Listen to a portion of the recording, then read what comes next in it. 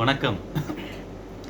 நேத்து முந்தாநேத்து நம்ம தமிழ்நாட்டோட சிஎம் வந்து கரூருக்கு வந்திருந்தாரு. கரூருக்கு வந்திருந்துட்டு இந்த மாரி திமுகவுக்கு பாடம் கத்துக் குடுக்கணும், அத கத்துக் குடுக்கணும், இத கத்துக் குடுக்கணும்னு சொல்லி தேவையில்லாத பேச்செல்லாம் எக்கச்சக்கமா பேசிட்டு, தேவையானத பேசுறத மறந்துட்டு, அவர் பாட்டுக்கு வண்டிய புடிச்சு கிளம்பி போயிட்டு 6 மணிக்குள்ள போய் வீட்ல போய் அட்டெண்டன்ஸ போட்டாரு.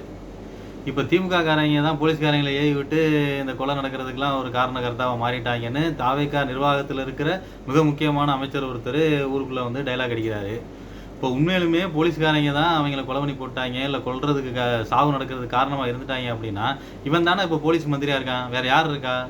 இப்படி இருக்கிற இவரே அத கண்டுபிடிச்சு, அத சரி செஞ்சு என்னன்னு பார்த்து எந்த போலீஸ்காரன் திமுக காரனுக்கு உடந்தையா இருந்து செந்தில் பாலாஜிக்கு முன்னாள் அமைச்சர் செந்தில் பாலாஜிக்கு உடந்தையா இருந்தானா, அவன தூக்கி உள்ள வச்சு பிரிக்க வேண்டியதானே. பிரிச்சு எல்லா உண்மையும் வெளியில வாங்கி அந்த போலீஸ்காரனை உள்ள தூக்கி போடலாம், அந்த செந்தில் பாலாஜி தூக்கி உள்ள போடலாமே.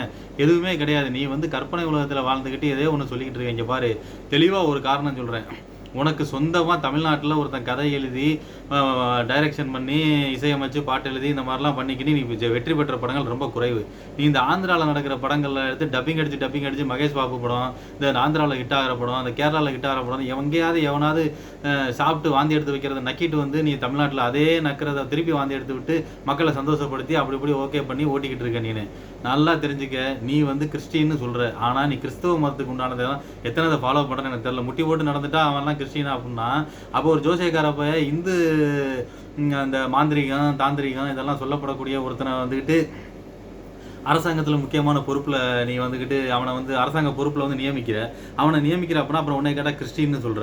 அப்ப கிறிஸ்தவர்லாம் எனக்கு ஓட்டு போடுன்னு சொல்ற. அப்ப அப்படி ஒரு சர்ச்சை பாதிரியாரை கூட்டி வந்து உட்கார வச்சிருந்தா கூட அன்பா இருப்பா, அடுத்தவனை இப்படி பேசாதப்பா, இப்படி செய்ப்பா, இயேசு வந்துகிட்டு மத்தவன் நம்மளை இது செஞ்சா கூட நம்ம அதை அனுசரிச்சு போகணும்ப்பா, ஒரு கணத்துல அடிவாங்க இன்னொரு அடிவாங்கணும் அப்படின்னு நான் நல்லதை சொல்லி கொடுத்துருப்பான். இவன் என்னடான்னா சுடுகாட்டுல மண்டபத்துல இருந்து எடுத்துட்டு வந்த மைய கொண்டு வந்து கொடுத்து நெத்தியில பூசிட்டு உள்ள ஓடி போய் உட்காரு, எவனா ஏதாவது பேசுனா ஊமை மாதிரி உட்காந்துரு. இந்த ஒரு காமெடி படம் என்ன வரும், இந்தியா பாகிஸ்தான் படத்துல வந்துகிட்டு மணி அடிச்சாதான் அவன் பேசுவான், அந்த அளவுக்கு ஒரு மூட நம்பிக்கையில ஒருத்தர் இருப்பான். அவன் பேர் என்ன, MS பாஸ்கர்னு ஒரு கேரக்டர். அவன் நல்ல நடிகர் தான், நல்லேன்னு சொல்லலாம். அந்த படத்துல அந்த அவனுக்கு கொடுத்துருக்க கதாபாத்திரம் எப்படின்னு கேட்டா, எங்கேயாவது ஆமான மாடு கத்தணும், இல்லாட்டி எங்கிட்டாவது மணி அடிக்கணும், ஏதாவது ஒரு நல்ல சகனம்னு நம்பப்படுற ஏதாவது ஒரு விஷயம் நடந்தா மட்டும்தான் வாயை திறந்து இவன் பேசுவான். அதே மாதிரி நீயும் சட்டசபையில் அவன் நாக்க பிடுங்குற மாதிரி கேள்வி கேட்கிறான். உண்மையுமே சூடு சொரணா வெக்கமானவனா ஒருத்தர் இருந்தா உடனே உணர்ச்சவசப்பட்டாவது ஒரு நிமிஷம் இரு, நீ சொல்ற மாதிரி இப்படி நடக்கல, இப்படிதான் நடந்துச்சு, என்னோட நோக்கம் அது இல்லை, இது இல்லைன்னு ஏதாவது ஒரு 4 வார்த்தை நல்ல விதமா சொல்லியிருப்பான். நீ என்னன்னா ஊமையில உன்னா நம்ம ரூமை எங்க இருந்தாலும் சிக்னல் வரட்டும் அப்படின்னு சொல்லிட்டு அந்த MS பாஸ்கர் அந்த படத்துல உட்காந்துருக்க மாதிரியே உட்காந்துக்கிட்டு இருக்கு. நெத்தில சுடுகாட்டு மையம் உன்னை தடவிக்கிட்டு, அது என்ன மையம் அவன் கேட்டா அரகச்சாங்கிறான், இவன் சுடுகாட்டு மையங்கிறான். அப்ப என்ன அர்த்தம், நீ இந்து மதத்துல மூழ்கி இருக்கிற மூட நம்பிக்கையில இந்த மாந்திரிகங்கள் இதெல்லாம் உனக்கு மிக முக்கியமான நம்பிக்கை இருக்குங்கிறது தெளிவா தெரியுது. அப்ப 40 பேர் செத்ததுக்கு முன்னாடியில இருந்தே உனக்கு இந்த ஜோசியக்கார போய் உங்களோட லிங்க்ல இருக்கான். இவங்க எல்லாம் இயற்கையா கொல்லப்பட்டாங்களா இல்ல பலி கொடுக்கப்பட்டாங்களா அப்படிங்கறத நீ தான் நிரூபிக்கணும். First point. செகண்ட் பாயிண்ட், நீ கிறித்துவன்கிற, நீ ஏன் கிறித்துவ மதத்துக்கு மாறின? உங்க அப்பாவோ மற்றவங்களோ இயேசுவையோ இல்லை வந்து வாட்டிக்கன்ல இருந்து வந்து அழைப்பின் வாயிலாகவோ இல்லை அந்த மதத்தில் இருக்கக்கூடிய அந்த சமாதானம், ஒரு அன்பு, பாசம் இப்படிலாம் சொல்லக்கூடிய எல்லாரையும் ஒருங்கிணைச்சு அரவணைச்சு போகணுன்ற கொள்கைகளை ஏற்றுக்கிட்டுலாம் நீ மாறல. ஒரு ஒடுக்கப்பட்ட சமூகத்தில் இருக்கிற ஒருத்தன் தன்னோட ஒடுக்கப்பட்ட சமூகத்தினர் அதில் தனக்கு ஏற்படக்கூடிய சமூக அநீதிகளுக்கு தன்னால் தாங்கிக் கொள்ள முடியாமல் அரசாங்கமும் அந்த காலத்தில் பாதுகாப்பு கொடுக்காத ஒரு சூழல்ல நீ அந்த மதத்தில் இந்த மதத்துக்கு மாறியிருக்கே தவிர, நீ பொழைக்க போன இடம் தான் கிறிஸ்துவ மதம். உன்னை தற்காத்துக்கிறதுக்காண்டி சுயமரியாதையை நிலைநிறுத்திக்கிறதுக்காண்டி போன இடம் தான் கிறிஸ்துவ மதம். புரியுதா? அவன் உடனே நீ கிறிஸ்துவ எனக்கு எல்லாம் ஓட்டு போடுங்க அப்படின்னா நீ கிறிஸ்துவ மதத்தில் சொல்கிற ஒன்றை கூட ஃபாலோ பண்ண மாட்டேங்கிற.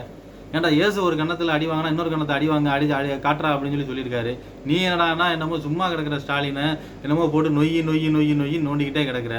அவர் வந்துட்டு பண்ண மிகப்பெரிய தப்பு என்ன தெரியுமா? எனக்கு ஓட்டு போட்டவனுக்கும் செய்வேன், ஓட்டு போடாதவனுக்கும் செய்வேன் சொன்னார் பாரு. மிகப்பெரிய தப்பு. அவர் அடுத்த தடவைலாம் ஆட்சிக்கு வந்தார் அப்படின்னா தனக்கு ஓட்டு போட்டவங்களுக்கும் கொஞ்சம் பகுத்தறிவோடு இருக்கவங்களுக்கு மட்டும்தான் அவர் நல்லது செய்யணும். மற்றவங்க எல்லாம் எந்த வகையில் ஆப்படிக்கணுமோ அந்த வகையில் அடிச்சு விட்டாதான் சரிப்பட்டு வரும்னு நினைக்கிறேன்.